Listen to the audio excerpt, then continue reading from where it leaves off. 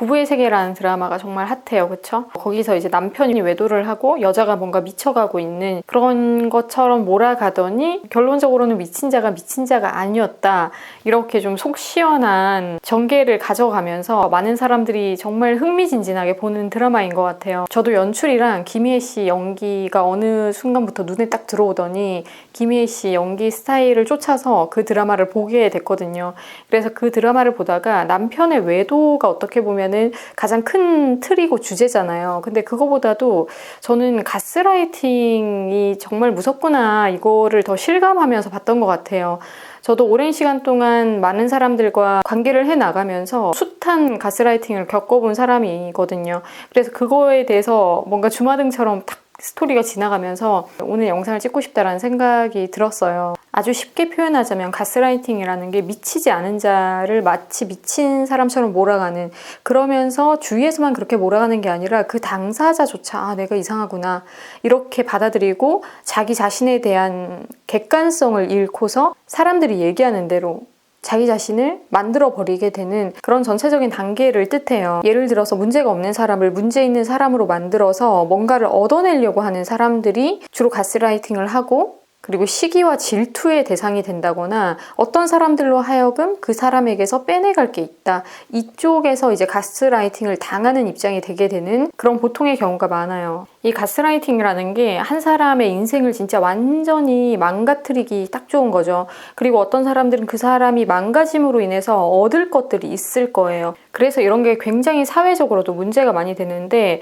어렸을 때부터도 이 가스라이팅을 이용하는 아주 악의적인 마음이 있는 어린이들이 있어요. 학창시절에도 사실 우리가 왕따 하나가 만들어지기까지 굉장한 다양한 여론몰이부터 시작해서 어른들이 하는 그런 나쁜 짓들을 어렸을 때도 다 했어요. 그리고 지금도 하고 있고요. 예를 들어 그 드라마 안에서 보여졌던 모습들이 뭔가 여주인공이 남편한테도 집착하고, 그리고 헤어지고 나서도 또 남편한테 집착하고, 그리고 자기 아들한테도 집착하고, 이런 증세로 몰아가면서 일할 때만큼은 커리어 우먼이었는데 실수를 하니까 그 실수를 또 엄청나게 크게 부풀리면서 거봐 요즘에 너 굉장히 불안하다니까, 너 요즘에 되게 문제 있어, 정신적으로 굉장히 힘들어 보여, 이렇게 하면서 작은 실수가 발생했을 때도 그걸 또 놓치질 않아요. 사실 실수라는 거는 누구나 할 수도 있는 것이고, 뭐 거기서는 의사의 입장이었으니까 그 실수가 훨씬 더 부각되게 보여질 수 있었겠지만, 그 여주인공이 일에 있어서는 굉장히 완벽한 타입이었기 때문에 조금이라도 틈이 잡히면 다른 사람들보다도 훨씬 더 큰 질타를 받는 모습, 그리고 스스로도 남들에 비해서 더 크게 낙심하고 무너져 내리는 모습들이 보여줬죠. 그리고 정말 상황상 충격이 있고 큰일들이 있을 때마다 그 큰일 때문에 너는 당연히 미쳐야 정상이야 라는 것처럼 계속 몰고 가는, 환경이 그러니까 그 사람이 잠시 동안 불안할 수도 있고 지금 불안할 수도 있는 건데, 너는 이 큰 사건이 있었으니까 불안해야만 해, 이런 걸로 계속해서 뭔가 시제를 끌고 가잖아요. 그래서 그 사람이 감정 정리를 할 수 있는 그런 시간조차 아예 안 만들어 주려고 하는 주위 사람들의 그런 태도, 말 한마디 한마디 너무 저는 끔찍하게 봤거든요. 정말 내가 나 스스로를 의심하려고 하는 그 단계에 있을 때는 친한 사람한테서 듣는 말이나 가까운 사람한테서 듣는 그 말이 더 치명적으로 와닿아요. 원래 적대 관계면은 계속해서 뭔가 그 사람이 던지는 나쁜 말과 싸우는 방식으로라도 더 힘을 낼 텐데, 그런 게 아니라 내 주위에 있는 그 모든 사람들이 한마디 한마디 조금씩 던지는 그 말들이 다 쌓여서 나 정말 그런 걸까?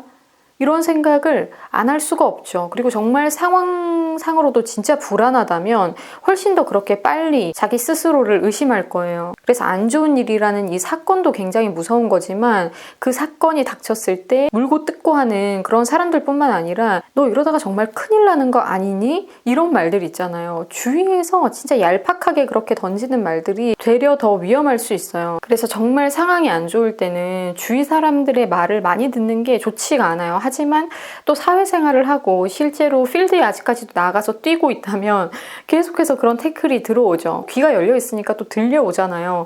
그러니까 미칠 노릇이에요, 이런 경우에는. 그러니까 그럴 때 저는 가스라이팅에서 가장 빨리 확인을 하는 부분, 그리고 나를 의심하는 단계의 구렁텅이에서 빨리 끌어올리려면 그 상대방의 모순을 보는 것도 굉장히 중요하다고 생각을 해요. 예를 들어서 제니 엄마가 되려 막 엄청 차분한 모습을 보여줬단 말이에요. 너무 많은 사람들이 홀딱 넘어가게끔 차분한 모습을 보여줬어요. 그래서 지선우의 아들마저도 그 여자에게 미혹됐고, 그리고 남편도 진짜 어쩔 수 없구나 이렇게 차분하게 대응하는, 정말 이성적으로 대응하는 그 여자의 모습에 절대 그 여자 곁을 떠나지 못했어요. 제니 엄마가 두루두루 너무 아량 넓고 이성적인 모습을 보여주면서 많은 사람들이 그 여자가 말하는 걸 더 이제 믿게 되고, 그 여자가 말하는 거에 대해서 이해하려고 하고 납득하려고 하는 모습들을 보였어요. 그러니까 자기 주관보다 이제는 그 여자가 얘기하는 쪽에 더 귀 기울이려고 하고, 오로지 그 여자의 불안한 모습을 보는 자는 아버지밖에 없었어요. 그래서 많은 사람들이 굉장히 이성적으로 감정적이지 않게 행동하는 그 제니 엄마를 따라가려고 할 때, 그때 사건이 터집니다. 남편의 전 부인 아들까지 자기가 안고 가는 모습을 보여줬지만 그거는 역시나 다 개수작, 연기였다라는 게 드러난 게, 자기가 배 아파서 난 딸이 꼈을 때 굉장히 예민하게 반응하잖아요. 저는 이런 연출에서 굉장히 섬뜩하면서 정말 연출 잘했다 이런 생각이 들더라고요. 그러니까 모두가 그 한 사람을 걱정하고, 걱정하는 걸 넘어서서 정신적으로 굉장히 너는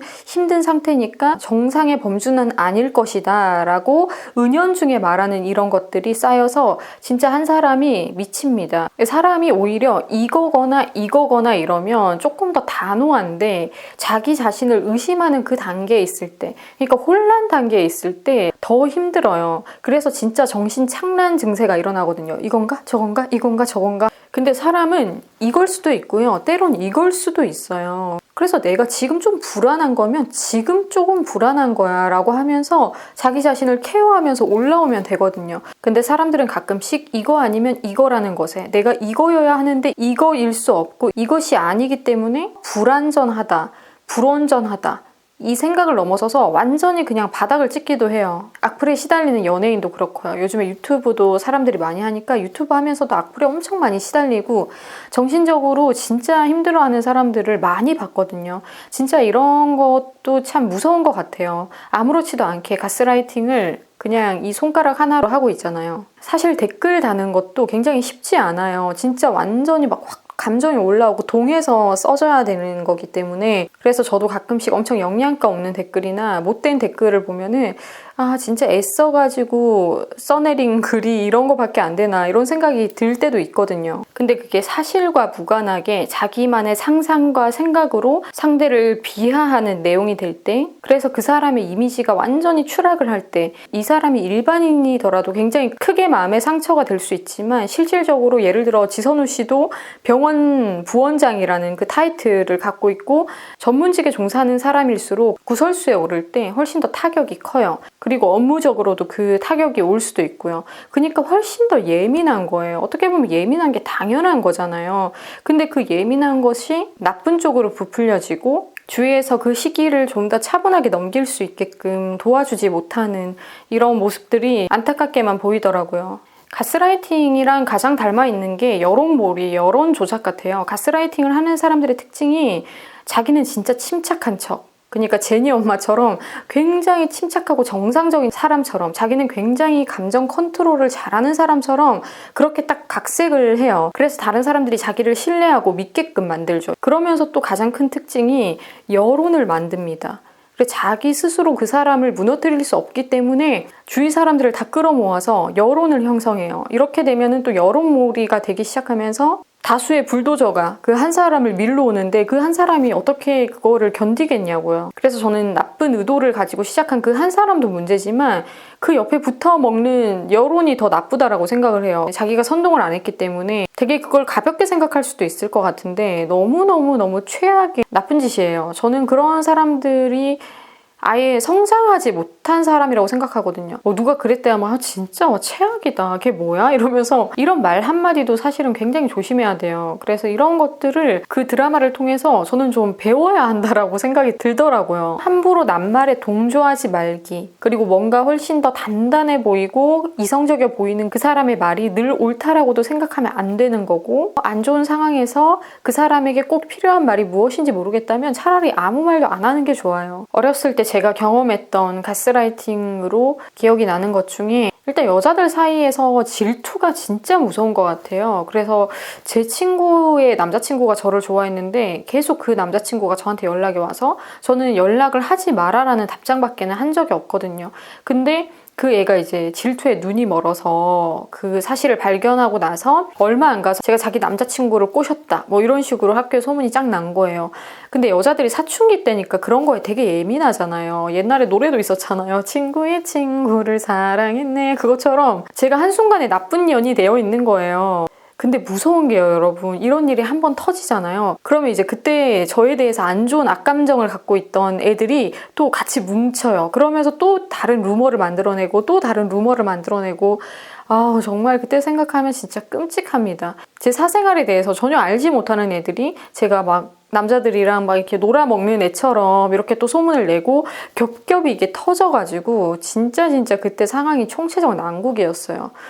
저 학창시절 생각하면 진짜 끔찍해요. 그래서 어렸을 때 이런 것들이 많이 누적되면서 소문이나 저에 대한 뒷담화 이런 거에 엄청 민감한 편이거든요. 학교에서 선배들도 이상하게 저를 보기 시작하고요. 진짜 완전 뭐 전교에서 핫했어요, 그때. 그리고 주위뿐만이 아니라 공신력 있는 세력 조차 나를 그렇게 대할 때는 이 순간에 굉장히 무너져 내리는데 학교 선생님들조차 그때 저를 케어를 못 해주고 나 몰라라 했던 또 기억이 있거든요. 그래서 그런 것들이 막 쌓이면서 제가 질풍노도의 시기를 겪었던 것 같아요. 성인이 되고 나서도 제가 어떤 사람이랑 굉장히 안 좋은 일이 있었어요. 어떠한 프로젝트를 하고 있었는데 저보다 직급이 있는 사람이 저에 대해서 엄청나게 안 좋은 얘기들을 많이 하고 다녔어요. 근데 그거를 딱 정면 승부를 보진 않았었거든요. 그냥 저도 기분이 나쁜 상태에 그냥 그렇게 참고 있었는데 그 사람이 저한테 좀 중요한 관계에 있던 사람들한테 다 제 욕을 하고 다니고 그래서 제가 그 프로젝트 팀에서 그냥 제가 빠져버렸어요. 그때 당시에는 막 판을 뒤집지 않고 그냥 더럽다라고 생각을 하고 주위 사람들이 도대체 무슨 일이야? 왜 그러는데? 너 왜 빠지는데? 했는데 말을 제대로 안 했어요. 그 사람이 뭐 이 정도로 질이 나쁜 사람이고 이 정도로 진짜 말을 더럽게 함부로 하는 사람이다 라고 하기에는 그 프로젝트 자체를 망쳐버리는 게 싫었던 마음이 컸던 것 같아요. 더 집중해야 되는 거에 가치를 높게 샀던 것 같아요. 그래서 그 프로젝트가 갖고 가야 될 그 가치를 일단은 저는 더 존중하고 싶었거든요. 그 사람이 정말 실체가 지저분하다라는 걸 사람들이 알게 되면은 그 프로젝트 자체가 그냥 무산될 것 같다라는 생각이 들었어요. 그래서 그 프로젝트를 지켜주기 위해서 어떻게 보면 제가 빠진 거였거든요. 근데 뭐 그 시기에 여차저차 해가지고 저한테 또 좋은 일이 생겨서 스카웃을 당해서 아예 연고지를 옮기게 됐어요. 다른 프로젝트 팀으로 넘어가게 됐는데 거리가 엄청 멀어졌어요. 거의 볼 수 없을 만큼의 거리가 생길 정도로 실제적인 물리적인 거리가 생겼는데 그 엄청난 거리를 타고서도 계속해서 뒷이야기가 들려오는 거예요. 제가 그 프로젝트에서 뭐가 있어가지고 내가 뭐 도망 나왔다느니 또 이상하게 그렇게 제가 말을 안 하니까 그런 식으로 또 얘기가 돌더라고요. 진짜 사람들이 끝이 없구나라는 생각이 들면서 차라리 내가 그때 진짜 그 사람이 지독한 사람이다라는 거를 그 사람이 얼마만큼 나에 대한 얘기를 했고 그거에 대한 물증도 있었거든요. 음성 파일도 누가 전달을 해줘가지고 제가 그걸 갖고 있었거든요. 그래서 그걸 다 오픈시킬 수 있었는데 그래서 그 프로젝트를 완전히 이렇게 뒤엎고 직위를 다 갈아엎을 수도 있었는데 그렇게 안 했더만 계속해서 저에 대한 나쁜 소문만 막 무성하게 도는 거예요. 사람들이 참 이렇게 못됐구나. 자기가 듣고 싶은 말만 듣고 왜곡된 내용이 왜 왜곡됐는지 어떻게 왜곡됐는지를 알려고 하지 않는구나. 그래서 그때부터는 좀 사람에 대한 신뢰가 거의 바닥으로 치달으면서 거의 사람을 신뢰하지 않는 그 상태로 들어간 것 같아요. 그런 일이 있었을 당시에 계속 주위에서 계속 깨작깨작거리면서 말들을 많이 했어요. 틀린 말인데 그걸 사실로 믿고 자기들이 저를 욕하고 그리고 다른 사람들한테 그거를 전하고 이런 무리가 있었고 제 옆에 있는 친구들이라고 제 동료라고 하면서 깨작깨작하게 말을 막 이렇게 하는데 결국 보니까 그 사람들도 나중에는 저 편에 가 있더라고요. 그래서 내 옆에 있다라고 해서 그게 다 내 편이 아니다 이런 것도 잘 알고 있고 세상에 얼마나 수준이 낮은 사람들이 많은가도 알고 있어요. 하물며 제가 뭐 이렇게 얘기하는 영상에서도 저는 그렇게 얘기를 안 했는데 자기가 그렇게 이상하게 해석을 해서 어디 사이트에 가가지고 다이아 제이가 뭐 어디서 이렇게 얘기를 했는데 내가 거기다가 댓글을 달았으니까 거기다가 다들 와서 힘을 실어 달라 달라. 이렇게 또 누가 한 것도 제보를 받기도 했고 그런 것들도 이제 혹시나 나중에 문제가 될까봐 캡처를 다 해두었거든요. 제 이미지에 타격을 주는 거는 이제는 가차 없이 선처 없이 강경 대응을 하려고 제 이미지에 누가되는 것들, 잘못된 것들을 막 퍼나르고 왜곡시키는 그 사람들의 행동들을 다 잡아내고 있어요. 뭔가 한 사람을 미워하고 그 사람이 말한 것을 잘못 이해할 때 엄청나게 이게 여파가 커지더라는 거예요. 그래서 이런 것들이 많이 왜곡되고 많은 사람들이 그거에 동조할수록 그 한 사람이 스스로 신념을 지키기에는 너무 힘들 수 있다는 거죠. 그렇지만 제가 말씀드린 것처럼 상대방에게서 뭔가 모순이 있어요, 분명히. 그래서 이런 쪽으로 좀 집중하다 보면은 내가 지금 힘든 이 상태도 이해가 되고요. 그리고 상황은 상황대로 이해를 해야 되고 사람들이 그렇게 말하는 거에서의 왜곡성이라든지 잘 포장된 것들을 또 간파하는 안목도 키워야 돼요. 내가 그렇지 않다라는데 이거는 진짜 나밖에 모르는 거거든요. 내가 나를 안 믿으면 그 누구도 나를 믿을 자가 없어요. 그래서 그거에 대해서 정확하게 어렸을 때 빨리 아는 게 또 중요한 것 같아요. 그래서 저는 어렸을 때 이런 경험들을 많이 했기 때문에 그간 진짜 무너져 내릴 뻔한 적이 참 많았었거든요. 그러니까 주위에서 다 네가 문제야. 너 왜 이렇게 유별나니? 너 좀 이상한 것 같다. 이렇게 얘기를 해도 결국 이상한 거는 그 사람들인 게 조금 시간 지나 보세요. 알아서 자폭을 합니다.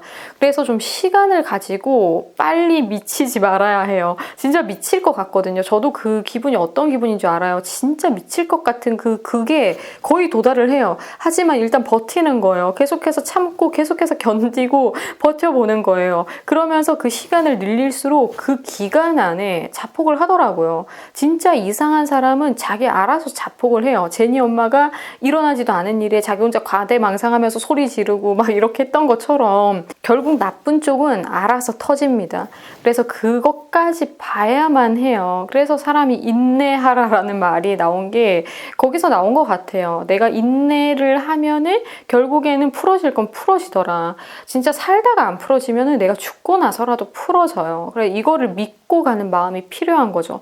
내가 아닌데 진짜 내가 아닌데 그래서 보통 그렇다더라 너 좀 그렇다 이렇게 하는 것들이 그렇게 귀담아 들을 필요가 없어요. 그냥 자기 점검을 잘 하고 자기 성찰을 잘 하고 자기 자신을 들여다보는 시간만 가지면 충분하거든요. 근데 사람들이 남한테는 관심이 많고 자기 자신한테는 시간을 안 써요. 관심이 없어요. 자기 자신을 계속해서 점검하고 검열해보는 시간을 꼭 가져야 돼요. 그래서 일기라는 것도 쓰는 것이고 보여지기 식의 삶을 사는 게 아니라 나를 보는 삶을 사는 게 더 중요하거든요. 그래야지 자기 확신이 서고 그 확신으로 사람들이 막 창으로 찔러댈 때 완벽한 방패를 세울 수가 있습니다. 그래서 여러분들도 자기 확신이 좀 떨어지고 주위로부터 뭔가 비난을 받는 일이 생긴다. 그리고 자꾸만 주위 사람들이 나한테 깨작깨작 뭔가 말을 던지는데 그것 때문에 심기가 매우 불편한 상태다. 그러면은 그 말 때문에가 아니라 그냥 내가 나를 보는 시간을 좀 가지시면은 도움이 많이 될 것 같아요. 외부적인 요소들 때문에 나를 보기 시작하면은 이미 자극이 온 후기 때문에 정상적인 판별이 안 돼요. 그래서 누가 이렇게 얘기를 하고 저렇게 얘기를 하고 이런 걸 다 잘라내고 지금 내가 어떠한지 내가 느끼는 감정과 내가 겪었던 그런 상황들을 충분히 정리해보는 시간들을 가지시길 바래요. 그리고 비단 미래에 있을 일 그리고 현재 겪는 일뿐만 아니라 과거에 내가 겪었던 일들이 트라우마가 돼서 아직까지 남아있다면 그런 것들도 가끔씩 정리를 해보는 시간 뭐 생각하기 굉장히 좀 짜증나고 너무너무 예민한 문제더라도 가끔씩은 이렇게 객관적으로 볼 수 있는 드라마나 이런 것들이 딱 보이잖아요. 제가 그런 줄 알았는데 제가 그렇네. 이런 것들을 좀 볼 수 있는 매체로 그리고 제가 이렇게 하는 말로 자극이 왔을 때는 좀 더 객관적으로 잘 보여요. 왜냐면 펼쳐져 있는 걸 우리는 처음부터 끝까지 드라마라는 매체를 통해서 제 말의 전개를 통해서 보고 들었잖아요. 그렇기 때문에 이럴 때가 기회라고 생각을 해요. 전체적인 그림을 한번 딱 펼쳤을 때